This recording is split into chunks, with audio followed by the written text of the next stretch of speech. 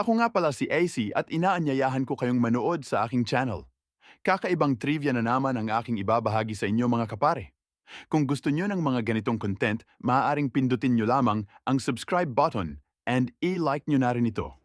Ang Pasko sa Pilipinas ay magsisimula sa Setyembre.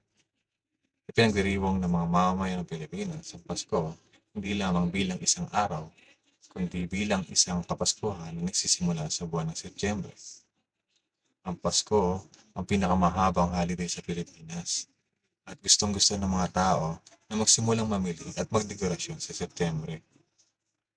Ang mga shopping bazaar at mga site ay masikip sa mga tao. Isang mahalagang kasanayan mula sa iba't ibang kaugalian sa relihiyon ay ang kanilang misa sa gabi na ginaganap sa loob ng siyam na sunod-sunod na araw bago ang bisperas ng Pasko.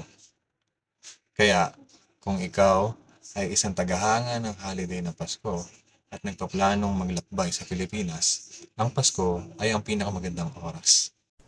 Maligayang Pasko sa inyo at manigong bagong taon. Oh, alam nyo na guys, sa ngayon, ayun pa lamang ang aking maibabahagi sa inyo. Gusto kong magpasalamat sa mga tatangkilik sa aking video. Hanggang sa susunod, paalam.